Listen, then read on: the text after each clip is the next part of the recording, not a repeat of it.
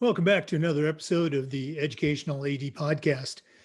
We couldn't do these without the incredible support of our sponsors, and we want to take a moment to say thank you to all of them. First, thanks to our diamond sponsor, Varsity Brands, including BSN, Varsity Spirit, and Herff Jones. Varsity Brands, elevating student experiences in sport, spirit, and achievement. We also want to thank our platinum sponsors, including Camp Mobile, where leaders communicate better. Ephesus Lighting, innovating a brighter future at every level. Gipper, sports graphics made incredibly simple. Hometown Ticketing, simple and easy online ticketing. And Vital Signs, bring student achievements to life. Thanks to all of our great sponsors. Welcome back, everyone, to another episode of the Educational AD Podcast. Our guest today is truly a good friend, Teg Cosgriff. Teg's a certified master athletic administrator, and he's the director of athletics for the Westbrook Public School System in Westbrook, Connecticut. Teg, welcome to the show. Jake, great to see you, and thanks for having me on a nice snowy day up here in New England. Well, it's actually, it's a little cold down here in Florida. It's down about 62 degrees. So you notice I've got a jacket on today. Rub it in. You got me out of a little bit of snow shoveling though, so that was cool. Oh my goodness. You need to make it down to Florida. Well, as you know, it's certainly, even with the snow, it's a busy time for ADs. So we're going to jump right into it. We always like to let our listeners have a chance to get to know our guests. So tell us a little bit about yourself, where you grew up, where you went to school, and maybe how your love of sports led to a career in athletics. Sure. So for the most part, I basically grew up in Madison, Connecticut, which is just a couple towns over from where I'm now in Westbrook, Connecticut. My wife grew up here too. We actually met each other after college. And we're actually raising our family here in Madison in our hometown, which is really cool. Grew up playing all kinds of sports. That's all I wanted to do. Any book I read, if I was going to read a book, it was going to be about sports. How it led into a career that was kind of, interesting. I kind of just did what you're supposed to do when you went to school. Try to do your best, try to get good grades, that kind of thing. I played. Was a three-sport athlete all through 8th grade. And then I went to a pretty large high school, private school here in Connecticut, Xavier High School, and made the soccer team starting the fall, and then tried out for the freshman boys basketball team. And there was 125 boys that tried out for the basketball team for 12 slots. And there was about at least 75 to 80 5'1" point guards like me that, I had a decent handle, but I always thought about what it would be like to get cut from a team and how I'd react. I remember coming home from that first tryout going, there's guys that are better than me. And it didn't really, I'm sure it bothered me, but I handled it. It wasn't like an issue kind of thing. And you move on and you get involved in other activities. I did a PG year of prep school, and I played soccer and baseball there, and then went on to Lehigh University to study engineering because supposedly I was strong in math and I was strong in science. And that's where I always joke I had my midlife crisis. I was there for about 2 years. And for wanting to be academically successful, it wasn't working out. And the best thing I did there was use the Career Counseling Center. And I came across a degree program at the time. This was 1987, called Sport Management. I never knew it existed. Came home, showed my dad, look, this would be so cool to get a degree. And he kind of looked at me and said, hey, get your butt in gear and, go get your degree. Long story short, was home that summer. He and I chatted, and it was his idea. And I pursued an undergraduate degree in sport management. And I ended up at Springfield College. Almost started from scratch, started as a sophomore, lost 66 credits. But right away, fell in love with the place, fell in love with the coursework, the teachers I had, and called up my dad and said, thanks a lot. This is the most fun I've had in school since kindergarten. I got involved there right away, worked in the sports information office, got involved with the women's soccer program as a student assistant, working with the women's varsity program. Coach Zettel was awesome to bring me in and allow me to get involved there. So kind of accelerated what I was doing and had a purpose and a mission. there. So I've got my undergrad degree in sport management from Springfield College. I ended up getting, while I was working at Yale, I got a master's in counseling at the University of Bridgeport. And then in my first interscholastic athletic director's job, went back to school as well to get my 6-year degree in educational leadership from Southern Connecticut State University. It's always so cool to hear the stories that athletic directors share. Certainly Springfield College, kind of a cradle of physical education majors and program. That was been a great experience. It was, thanks. It definitely was life changing, and again, I still joke. It's kind of at that age and what I went through and figuring it out was almost like a midlife crisis for a 20-year-old. Well, take us through those next few years, post college, and maybe those that first job or jobs that led to becoming an athletic administrator. Sure. It's interesting. One of the things too, just growing up in the community that I'm raising my family in now, Madison, we're a shore town on Long Island Sound. And so part of that transition too, from Lehigh to Springfield, ended up working with Park and Rec a lot and doing a lot of coaching clinics and that kind of stuff. Also was running our beachfront as head lifeguard for 4 summers, but I never thought of the recreational field as an area of a career until I went through that change. So at Springfield, one of the things your junior year, you have a 3-week pre-practicum that you have to do. And I was able to do that over the junior year of my April break. And I did it at Yale University with the athletics facilities people. And then my last semester at Springfield, we had to do a full semester 15 credit field work experience. And I did that at Yale as well. And so I was at Yale for my last semester of the senior year, and got my hands on everything, varsity operations and athletic facilities wise. And from that, at the end, I graduated from Springfield and started looking for coaching positions in college soccer. And they asked if I would work for them over the summer, and I did. And long story short, filled in for an athletic director on maternity leave for 6 months, and 3 months into that, I got offered a full-time job. And I spent a great 8 years at Yale, where I got to work on the athletic facilities area, varsity operations, marketing, community outreach, and development. Had a great mentor there, and Tom Beckett, who came in from Stanford University, that had a bunch of young bucks like us, or myself, that just wanted to get experience, and he let us at it, and it was a phenomenal experience. And then someone that grew up in this area, Madison's only 20 minutes from Yale University, so Yale was kind of in my backyard in the sense of, a kid who loved sports growing up and watching sports. So I walked into an athletic administration building that probably at the time I think had 4 or 5 Hall of Fame coaches that I used to read about and watch.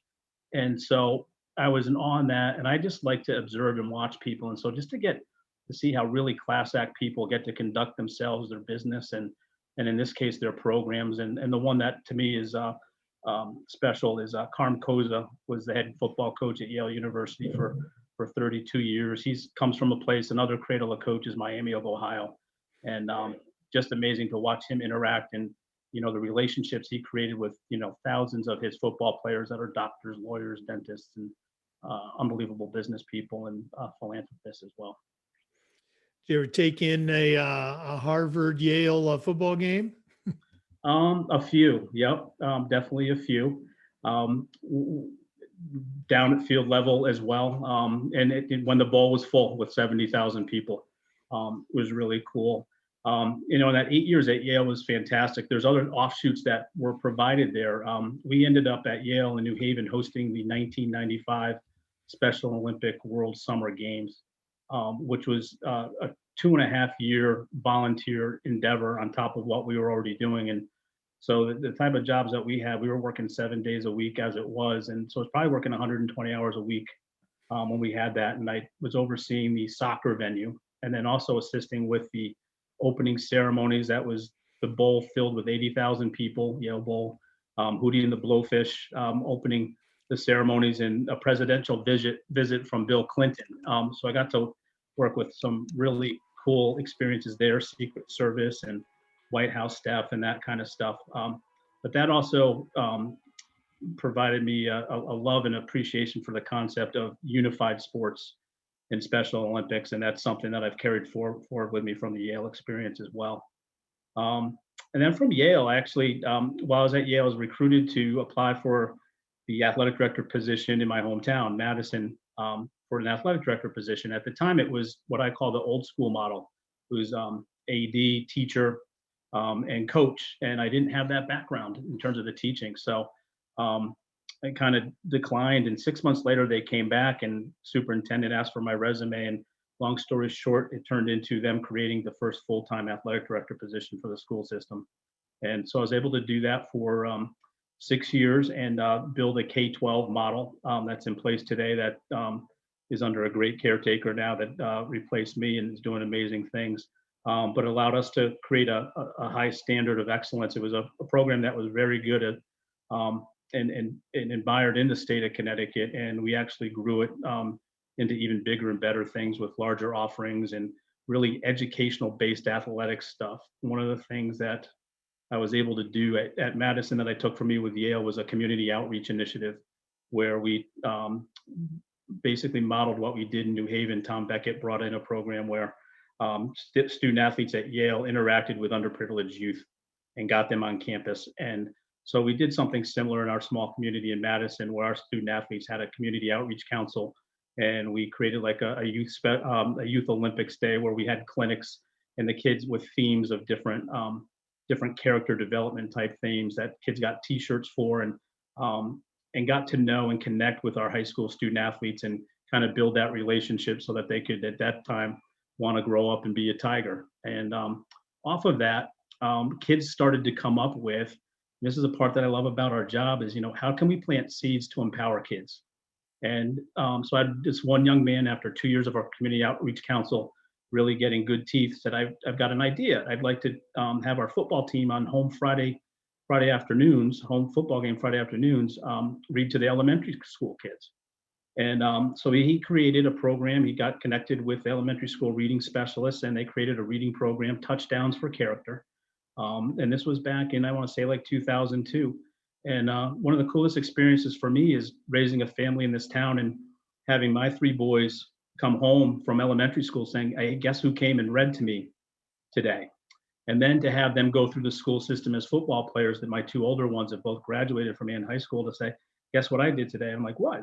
I got to read to the elementary school kids. Remember when so-and-so came to read to me? And so those are legacy programs that we talk about building. And I'm still in contact with the young man that started it. And, he's a 30-something now. And I just love, I remind him, I just say, hey, Mark, that program's still going. They're still doing Touchdowns for Character. And so that's one of the cool things I think that we have, the ability to empower young people in our jobs.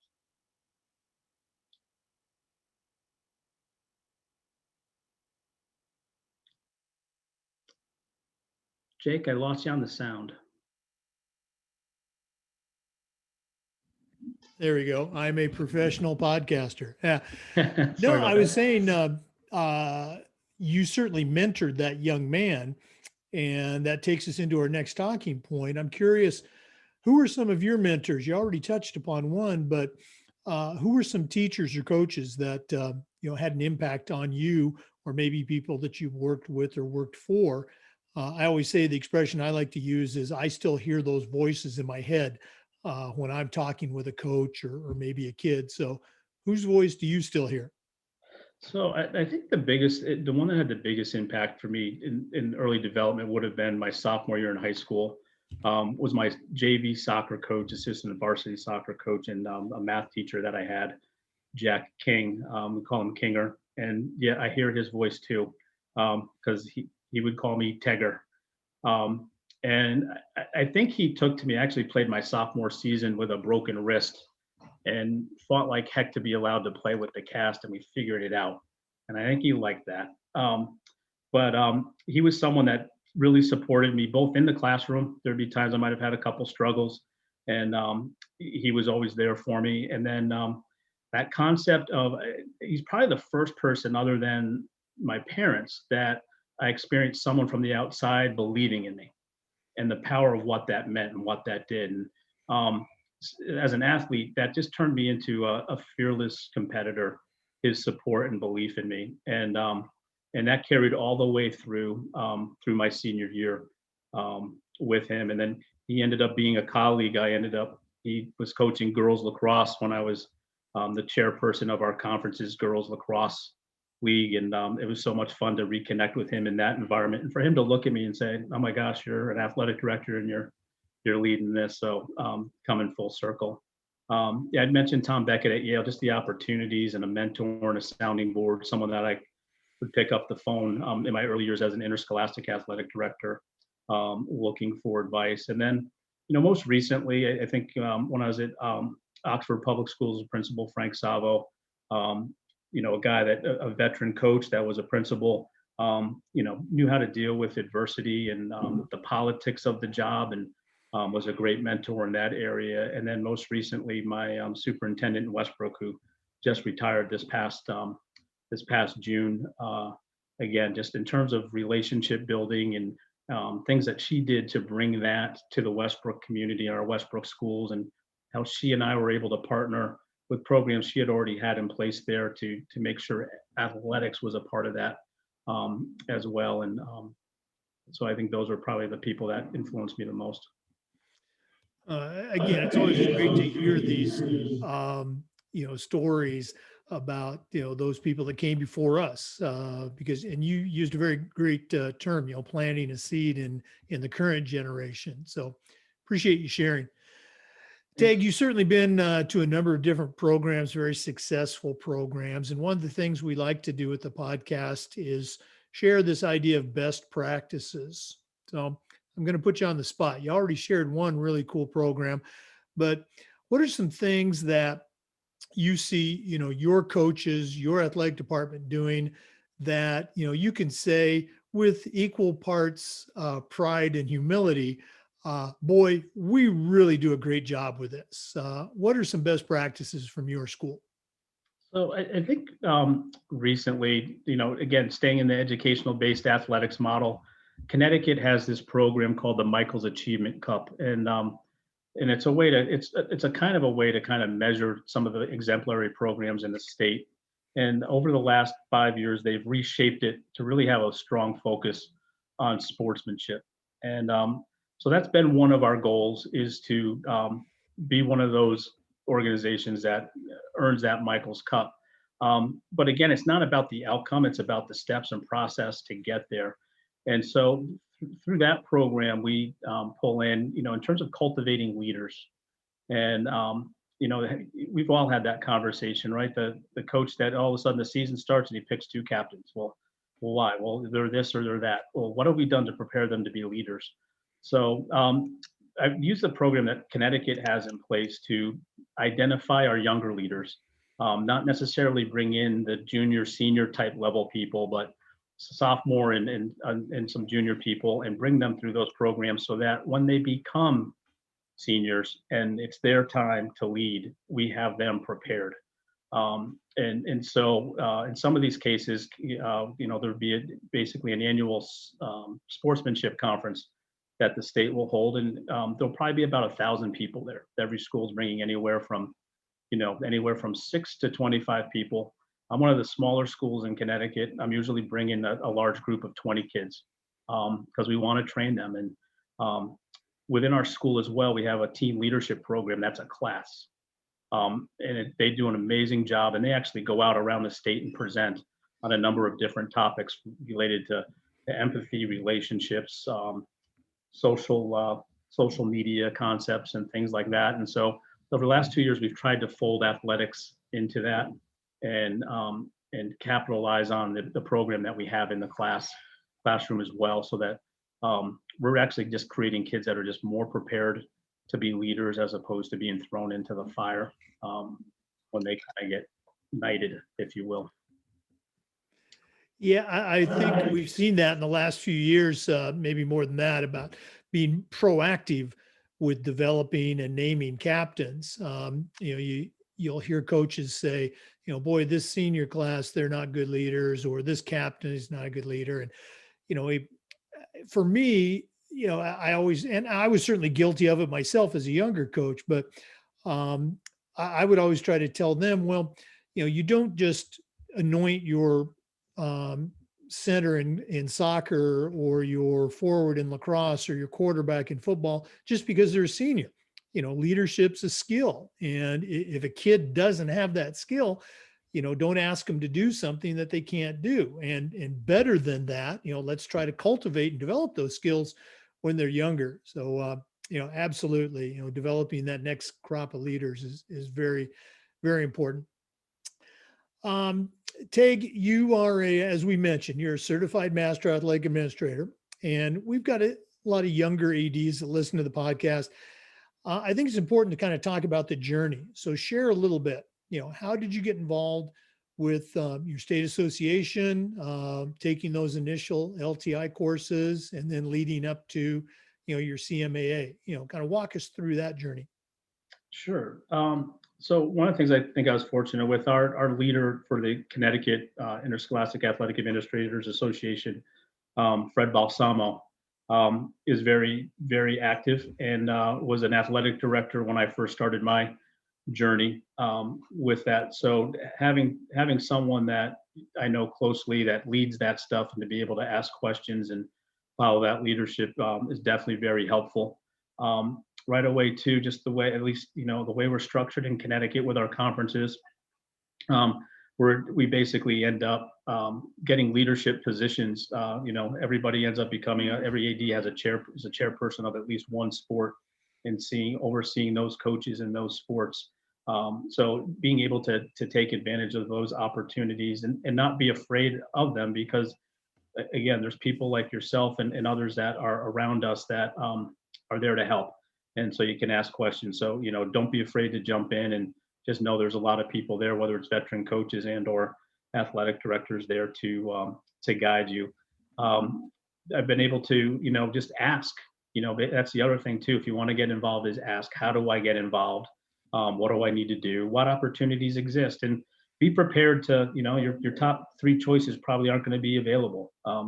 And so when that door, when that door opens, take it. And that's what allows you to get to the next steps, and over time, potentially into areas that you would like to get involved in. If you wait for that shiny moment that you perceive, that's when sometimes you get shut out. So when the opportunity presents itself to be helpful and be servant, take it, and then you grow from there, and you create unbelievable relationships through that, as and just, people pick up the phone and just start asking you for advice and ideas, or getting called for a state ad hoc committee that's going to, meet for 4 months to evaluate something. It's nothing really official, but we want some input from people around the state, and those opportunities as well.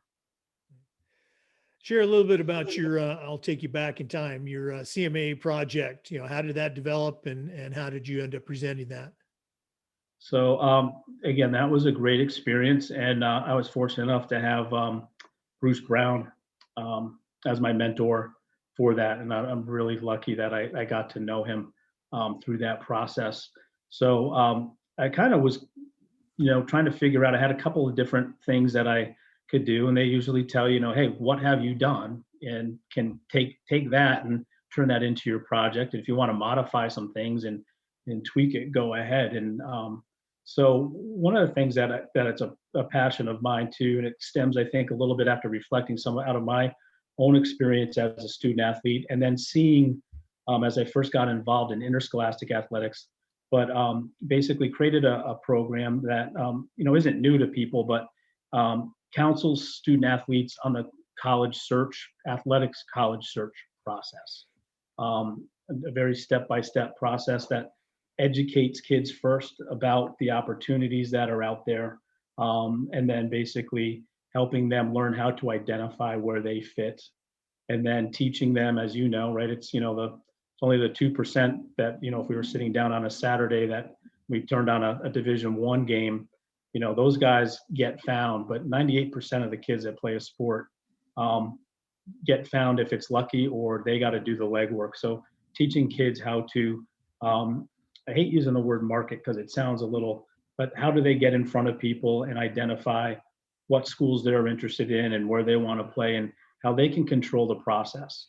And then through that too, just really emphasizing the importance of athletics, and understanding what the Division 3, Division 2, Division 1 experience is, the opportunities are plentiful at Division 3. I love the Division 3 experience. And for the student athlete that does a good job in the classroom, the money's there. There's actually more money for those kids than someone getting a split partial at the Division 1 level. And so that's something I became passionate about when my first year as an interscholastic athletic director, and when I heard kids immediately dismiss Division 3. Oh, that's like intramurals, and this is back like in 1998. I said, oh, we got some education to do here because we've got a whole bunch of great athletes. We're winning state championships, and no one's playing in college because they want to go to the big Division 1 thing, and that's not who we are.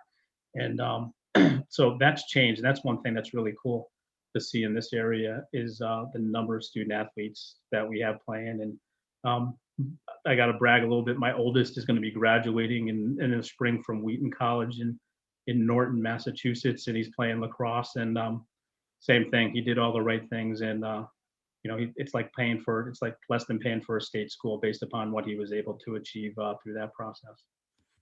Oh, it sounds like a real cool project. And you're absolutely right. There's so much more academic money out there than athletic. I used to do, back when I was coaching football, we do a kind of a college recruiting night just for football.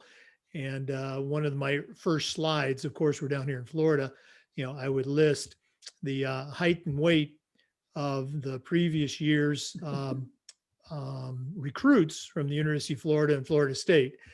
And so again, we're like you, a small private school.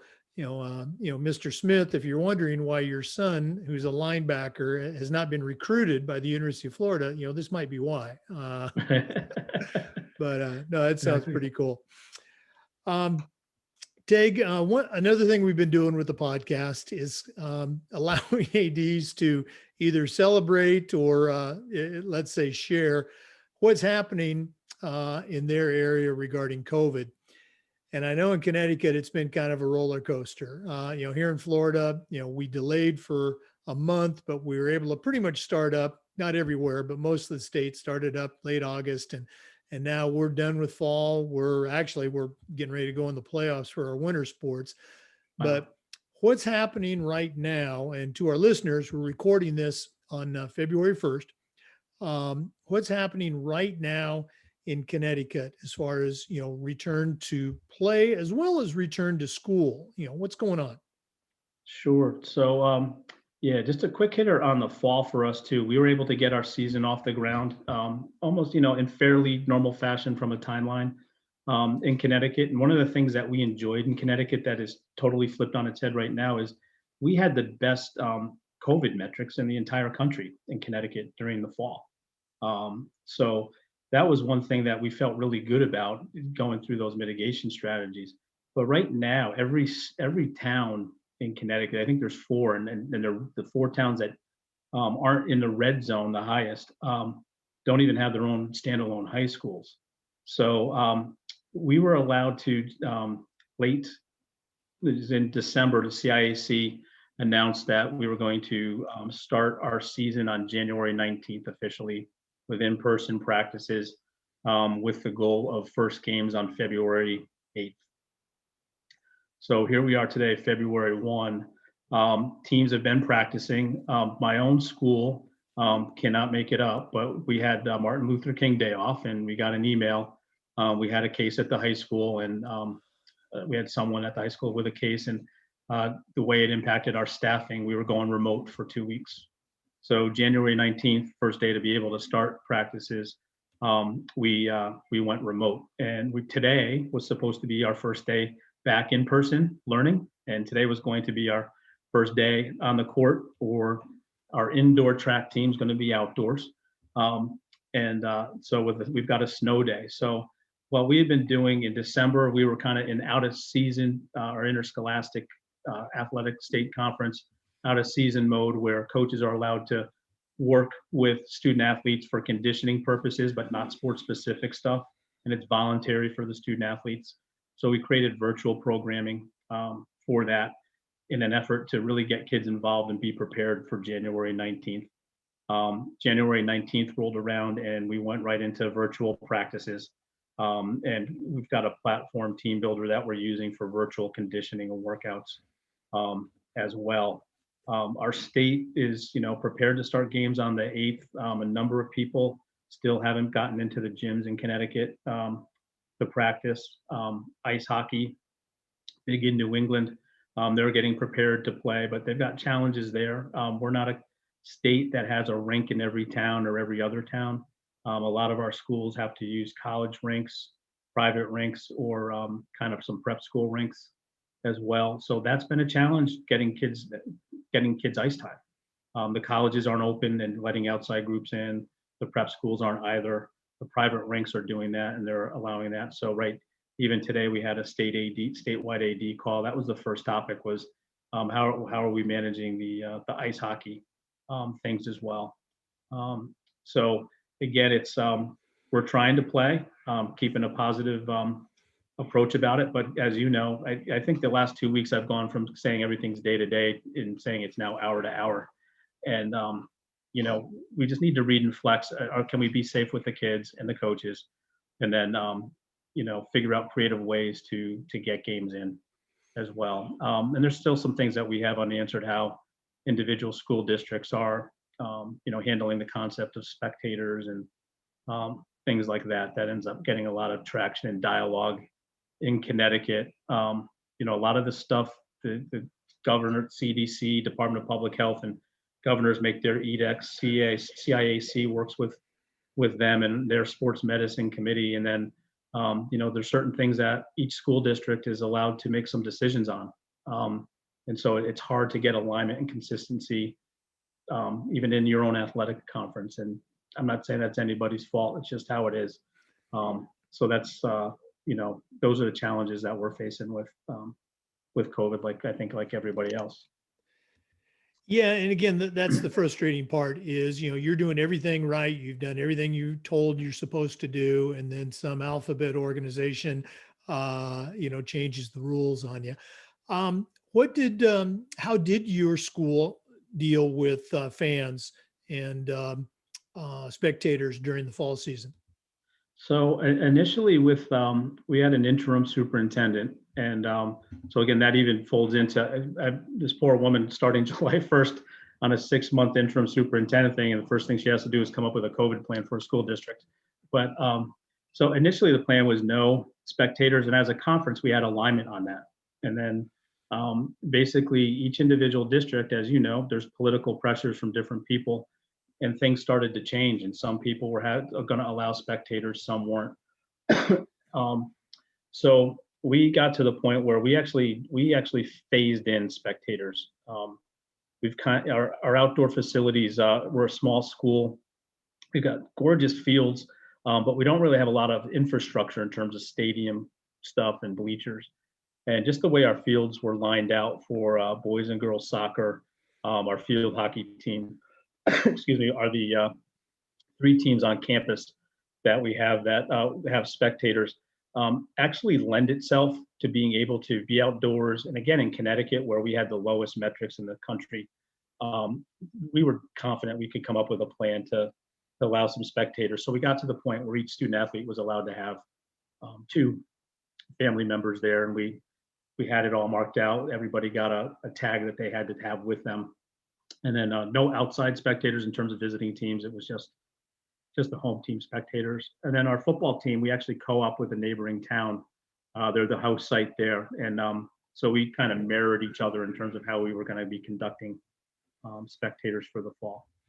But as of today, for our winter spectator decision, right now it's still up in the air. Well, again, we wish you the best and hope that continues to trend in a positive direction.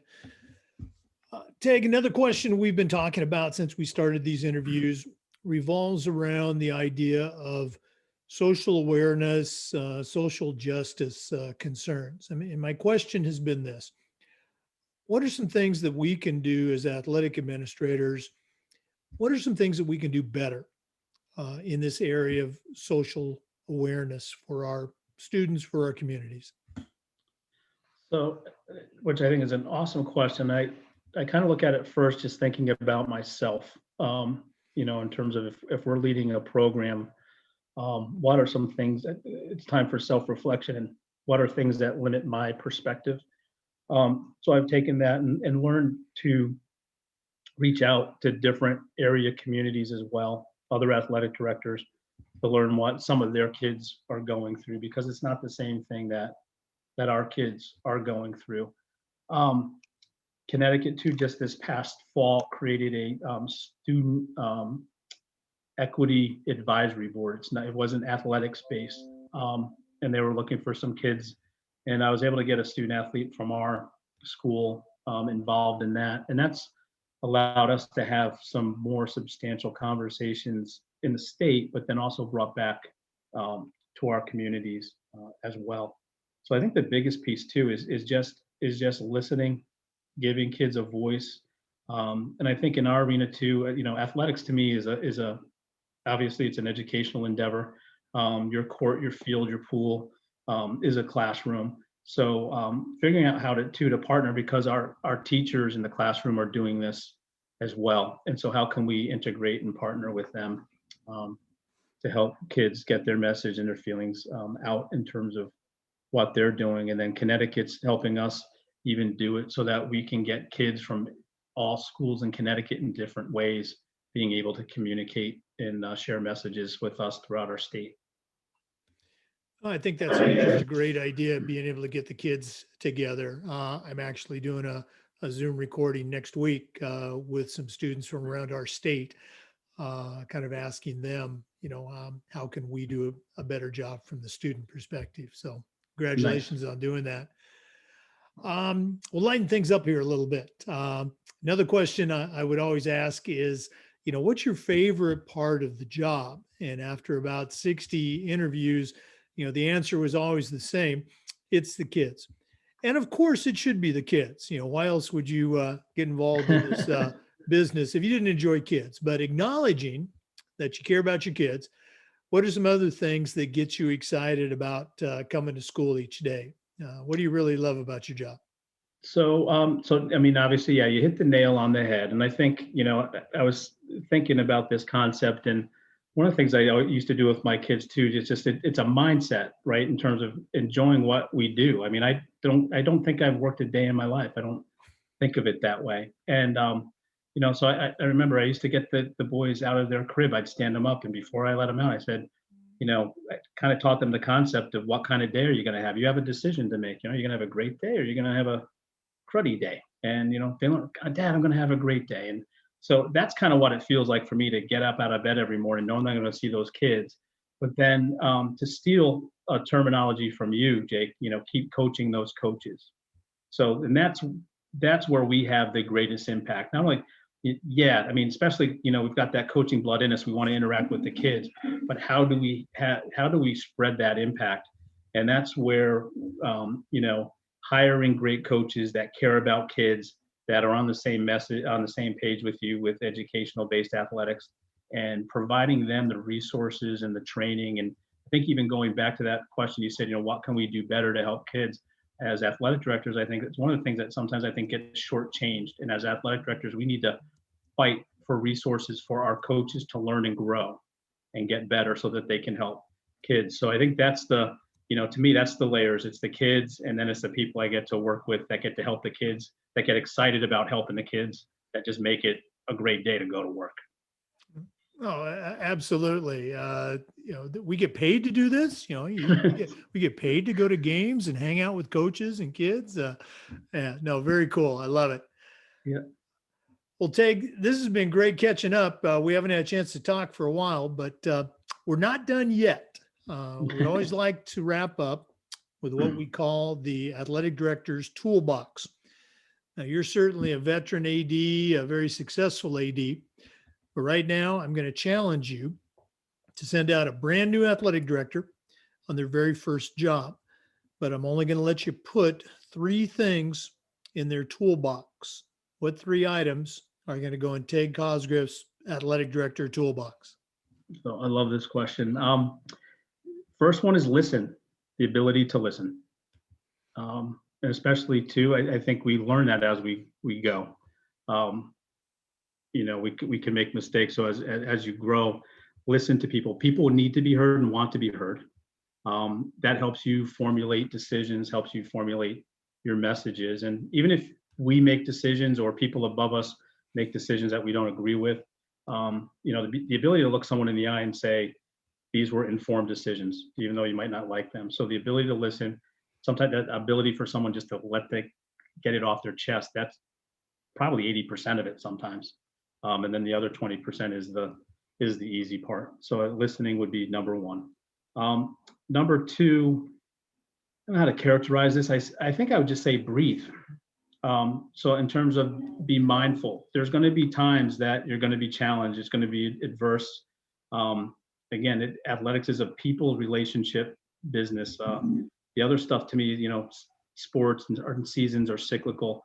But there are going to be things that you didn't learn in the classroom, that you hadn't encountered before, that you're going to need to ask for help. And so instead of getting stressed or being reactionary, breathe, assess what's going on, and go from there, and realize you're not going to be the first person that is dealing with a tough issue about a kid or a parent or a coach, and you're not going to be the last. And sometimes those things, especially your first couple of years, it can be overwhelming. And to take that step back and breathe, I think is a gift to be able to use. And then the third one, I think, is just if you want to be an athletic director, you better like helping others. So servant leadership, and that one I have to go to. I don't know if you got a chance to ever know Joe Tonelli from Notre Dame High School in West Haven, Connecticut. He's since retired, been involved in NIAAA and a lot of different levels. But when I got offered the Madison job, my first interscholastic job, he's someone that I knew, and I picked up the phone and we met at Yale Field, the baseball field, for lunch. Just sat in the empty bleachers, and I said, "Tell me what this whole high school AD thing is." And he looked me in the eye. He goes, "Let me sum it up for you. Do you like helping people? Because if you don't like helping people, Teg, don't take the job." And so I think you got to be prepared to help people and want to and like it. Great advice. I love the last one. That was some wisdom that was passed on to me, many years ago. And I think eventually I began to utilize it, but, appreciate you sharing that. Teg Cosgriff, if our listeners wanted to reach out to you and pick your brain a little bit, what's the best way for them to get in touch with you? That's probably email would be the best bet. Also on the NIAAA network that we have, that I know you share a lot on as well. So it's a long one. It's T Cosgriff at westbrookctschools.org. Cosgriff spelled COSGRIFF. Okay. So again, listeners, you can play this back. If you need to get that email, I would encourage you to do so. Remember, the Zoom recordings of our interviews are also being uploaded to the FIAAA Educational Athletic Director YouTube channel. So take a look for this interview in a few weeks. Teg, thanks again. All the best. Hopefully our paths will cross, if not sooner, definitely in Denver in 2021. Thank you for the opportunity. Great seeing you. And I'm glad that we got the opportunity to work together through NIAAA. Thank you. Oh, absolutely. Appreciate you taking time out of your snowy day to be with us. To our listeners, thanks for tuning in. Come back again next time for another episode of the Educational AD Podcast.